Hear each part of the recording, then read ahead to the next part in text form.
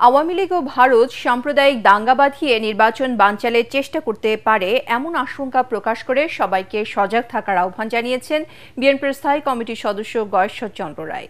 জাতীয় প্রেসক্লাবে বাংলাদেশ পূজা উদযাপন আয়োজিত সনাতনী সমাবেশে তিনি বলেন, দেশের গণতন্ত্রের বিরুদ্ধে ষড়যন্ত্র চলছে, তাই ধর্ম বর্ণ নির্বিশেষে সবাইকে ঐক্যবদ্ধভাবে তা প্রতিহত করতে হবে।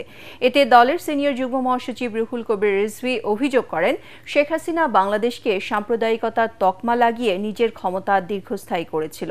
সে ফাঁদে আর পা দেবে না দেশের মানুষ। একজন মেজর ধরা পড়ছে, সে আওয়ামী লীগের কর্মীদেরকে প্রশিক্ষণ দেবে, এইরকমটা কি আরো আছে? তো এই ঘটনাগুলো কিসের?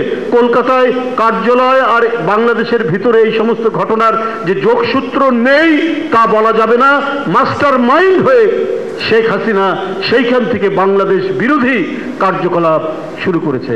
এখনো আওয়ামী লীগের বা ভারতের জন্য বাংলাদেশে একটা দাঙ্গা প্রয়োজন, তাহলে রাজনৈতিক মোড়টা ঘোরাতে পারে, নির্বাচনটা বানচাল হতে পারে।